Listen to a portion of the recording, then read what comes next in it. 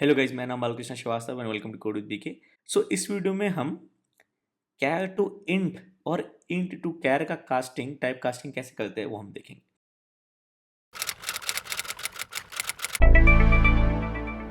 तो शुरू करने से पहले इट इज रिक्वेस्ट कि प्लीज सब्सक्राइब करेगा मेरे चैनल को। तो पिछली वीडियो में मैंने पूरा टाइप कास्टिंग के बारे में बताया कि टाइप कास्टिंग क्या होता है, एक्सप्लिसिट टाइप कास्टिंग क्या होता है, इम्प्लिसिट टाइप कास्टिंग क्या होता है। बट कैर टू इंट वाला मैंने केस छोड़ दिया था क्योंकि इसमें थोड़ी सी एक्स्ट्रा इन्फॉर्मेशन है जो आपको चाहिए होगी। ओके, और ये वीडियो मेरे जावा 101 बिगनर कोर्स की सीरीज का पार्ट है। ओके, अभी हम एक्सप्लिसिट टाइप कास्टिंग पर हैं। इंट कैर की कास्टिंग खत्म करके हम नेक्स्ट टॉपिक्स पर जाएंगे। ओके, और ये जो पूरा गाइडेड कोर्स है वो मैंने खुद ऑथर किया है। ओके, जिसको आप मेरी वेबसाइट codewithbk.com पे जाके देख सकते हो। जावा सेक्शन में जाओ, जावा बिगनर कोर्स पे जाओ। ओके, राइट, और ये हम अभी हैं एक्सप्लिसिट टाइप कास्टिंग पे। ओके, तो बेसिक कॉन्सेप्ट यहाँ पर ये है कि every character, okay, every char constant, okay, in Java has a corresponding int value. Okay, जिसको उसका यूनिकोड वैल्यू बोलते हैं। ओके, और कई जगह आपको आस्काई वैल्यू भी मिलेगा। आस्काई वैल्यू के नाम से भी इनको जानते हैं। ओके, इन दोनों में डिफरेंस है, मैं एंड में बताऊंगा। आस्काई का फुल फॉर्म है American standard code for information interchange. Okay, just for knowledge. तो मेरे कहने का मतलब क्या हो गया जब मैं कहता हूँ every char constant has a corresponding int value, मतलब एक कैर कांस्टेंट हम लेते हैं ए। ओके, तो इसका कॉरेस्पॉन्डिंग इंटीजर वैल्यू है 65 और ये फिक्स्ड है across programming languages. Okay, similarly B इसके जस्ट बाद आता है तो वो है 66, सी बी के बाद आता है तो है 67 and so on till G. Similarly lower case A का वैल्यू होता है 97, तो लोअर केस बी उसके बाद आएगा वो हो गया 98, लोअर केस सी उसके बाद आया उसका हो गया 99 टिल लोअर केस जी। डिजिट जीरो, कैरेक्टर कांस्टेंट जिसमें एक डिजिट जीरो है उसका वैल्यू होता है corresponding Unicode value 48। Okay, similarly 1 का 49, 2 का 50।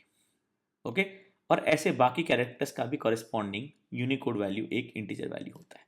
ओके, ये जितने भी कैरेक्टर कांस्टेंट आप अपने कीबोर्ड पर टाइप कर सकते हो, आप देख रहे हो, उनका एक कॉरेस्पॉन्डिंग इंटीजर वैल्यू है जो बिहाइंड द सीन्स स्टोर हो रहा है। ओके, तो अगर मैं ले लेता हूँ से कैर C1 इज अपर केस ए और मैं बोलूँगा int A equal to C1, तो देखिए हमको कोई रेड लाइन नहीं मिली। वहीं अगर मैं कह देता स्ट्रिंग नेम इज, मेरा नाम B K, my friends call me B K. Okay, तो अगर मैं कह देता है इंट बी बराबर नेम, तो स्ट्रिंग इंटीजर में नहीं जाएगा, ये पॉसिबल नहीं है। लेकिन एक कैरेक्टर कांस्टेंट इंटीजर में जा सकता है क्योंकि कैरेक्टर कांस्टेंट के पास एक एसोसिएटेड इंटीजर वैल्यू है जो हमने देखी, जिसको हम बोलते हैं यूनिकोड वैल्यू। ओके, तो अगर मैं ए की वैल्यू प्रिंट करूंगा, ओके, ए की वैल्यू मैं प्रिंट करूंगा। ओके, हमने देखा था लास्ट वीडियो में प्रिंट एलन कैसे यूज करते हैं। ए की वैल्यू मैं प्रिंट करूंगा तो ये अपर केस ए का कॉरेस्पॉन्डिंग यूनिकोड वैल्यू 65 है, जो कि हमको 65 मिल जाएगा। अगर मैं इसको अपर केस बी कर दूंगा, ओके, तो ए में C1 का कॉरेस्पॉन्डिंग इंटीजर वैल्यू जा रहा है, C1 बी है। अपर केस बी का कॉरेस्पॉन्डिंग यूनिकोड वैल्यू 66 है, हमको दिखेगा 66। सिमिलरली इसको सी कर दूंगा तो मुझे मिलेगा 67। ओके, लोअर केस ए मैंने आपको बताया था 97 होता है और ये फिक्स्ड है। अगर आप स्कूल के एग्जाम्स के लिए प्रिपेयर कर रहे हो या कॉम्पिटिटिव कोडिंग के लिए प्रिपेयर कर रहे हो, इन जनरल आपको ये वैल्यूज याद होनी चाहिए, ए अपर केस, लोअर केस और जीरो का तो याद होना चाहिए। ओके, क्योंकि कई बार इनके मैनिपुलेशन पे क्वेश्चन आते हैं तो आपको फिगर आउट करना पड़ेगा कि आपको इस पॉइंट पे ASCII values slash Unicode values use करनी है। Okay, similarly lower case B मैं करता हूँ तो ये जो वेरिएबल ए का वैल्यू है वो हो जाएगा 98। ओके, तो मैं इस वेरिएबल ए का वैल्यू प्रिंट कर रहा हूँ, मैं ये नहीं कह रहा हूँ ए कैरेक्टर इज 98। ध्यान रखिएगा, अगर इसको इसको ऐसे सोच लो, Unicode value, Unicode value, Unicode value, Unicode value, तो लोअर केस बी का होगा 98। ओके, लोअर केस सी का होगा 99। सिमिलरली हमारा ज़ीरो का है 48, वन का है 52, वन का है 49, टू का है 50। ओके, राइट, तो ये वाला जो पार्ट हो गया जहाँ पे राइट हैंड साइड पे कैरेक्टर है, लेफ्ट हैंड साइड पे इंटीजर वेरिएबल है। ओके, मैंने आपको बताया था जब भी इक्वल टू यूज़ होता है राइट हैंड साइड की वैल्यू लेफ्ट हैंड साइड में कॉपी होती है। ओके, तो ये इम्प्लिसिट टाइप कास्टिंग है कि आपको इसमें कुछ अलग से नहीं करना पड़ रहा। कंपाइलर समझदार है ये बात समझने के लिए कि C1 का जो कॉरेस्पॉन्डिंग इंटीजर है वो यूनिकोड वैल्यू में कॉपी कर दो। ओके, अगर हम उल्टा करते हैं, अगर हम ले लेते हैं से इंट 1 हो गया हमारे पास ये भी 65 जो कॉरेस्पॉन्डिंग है ए के, और मैं कहता हूँ कैर C2 इज इंट 1।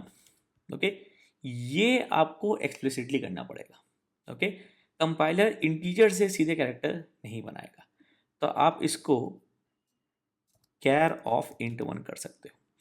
तो कैर ऑफ इंट 1 जब आप करोगे तो इंट 1 है ये वेरिएबल में वैल्यू 65 का कॉरेस्पॉन्डिंग कैरेक्टर हमने देखा होता है ए, तो जब आप C2 प्रिंट करोगे तो आपको मिलेगा ए। ओके, अगर मैं इसको 97 कर देता हूँ तो अगेन लोअर केस ए मिलेगा। अगर इसको मैं 48 कर देता हूँ तो आपको C2 कैरेक्टर 0 मिलेगा। ओके, ऑब्वियसली जब आप कैरेक्टर्स प्रिंट करते हो तो उसके साथ कोड्स प्रिंट नहीं होते हैं, लेकिन C2 एक कैरेक्टर है जो कि हम यहाँ देख रहे हैं, जो कि वैल्यू हम प्रिंट हो रही है। ओके, तो याद रखिएगा ये कैरेक्टर टू इंटीजर इम्प्लिसिट है, इंटीजर टू कैरेक्टर इम्प्लिसिट नहीं है। ये हटा दोगे तो लाल लाइन बन जाएगी। आप यहाँ पर ना इसको इंट भी बना सकते हो जस्ट फॉर क्लैरिटी, उसमें भी दिक्कत नहीं है। अभी भी आउटपुट यूनिकोड वैल्यू का 50 जो कि 2 के करस्पॉन्डिंग है सेम ही आएगा। ओके, अब हम बात करेंगे थोड़ा आस्काई और यूनिकोड वैल्यूज़ के बारे में। तो आस्काई वैल्यूज़ का बेसिकली रेंज बहुत छोटा होता है, ये 128 कैरेक्टर्स के लिए ही वैल्यूज़ डिफाइंड है। Okay, Unicode over 1 million plus characters के लिए डिफाइंड है। सो एवरी पॉसिबल कैरेक्टर जो आपको दिख रहा है उसका एक कॉरेस्पॉन्डिंग यूनिकोड वैल्यू है। आस्काई वैल्यू शायद ना हो, मोस्ट लाइकली ना हो, क्योंकि 128 ही कैरेक्टर्स है। ओके, तो दो एग्जाम्पल्स लेते हैं जो 128 से बड़े हैं। तो मैं ले लेता हूँ से इंट यूनिकोड 18377। ओके, तो हमारा कैर C3 हो गया। अब जो इस यूनिकोड वैल्यू के कॉरेस्पॉन्डिंग कैरेक्टर होगा वो C3 में आएगा, और प्रिंट कराते हैं C3। ओके, तो देखिए क्या प्रिंट होता है, अपना रूपी सिंबल। ओके, तो ए के लिए 65, अपर केस ए के लिए 65, लोअर केस ए के लिए 97, जीरो के लिए 48। ये आस्काई और यूनिकोड वैल्यूज बोथ हैं। आस्काई का रेंज बस 128 तक खत्म हो जाता है, यूनिकोड का रेंज काफ़ी लंबा चलता है। ओके, राइट, तो A upper case A lower case A zero का आस्काई स्लैश यूनिकोड वैल्यूज ये है। ओके, राइट, तो आपको कॉमन टर्म्स में यूजुअली आस्काई ही मिलेगा, यूनिकोड थोड़ा और टेक्निकल हो गया। ओके, राइट, तो ये था कैर टू इंट और int to char conversion. Major चीज़ आपको याद ये रखनी है कि हर कैरेक्टर कांस्टेंट जो आपको दिख रहा है आप टाइप कर सकते हो, उससे एसोसिएटेड एक इंटीजर वैल्यू है जो कांस्टेंट है, वो उसकी यूनिकोड वैल्यू है, उसको आप आस्काई वैल्यू बोल सकते हो। हमारे लेटर्स के लिए, डिजिट्स के लिए आस्काई वैल्यू वर्ड इनफ है, क्योंकि उसका रेंज 128 तक होता है। टेक्निकल टर्म यूनिकोड वैल्यू हो गया।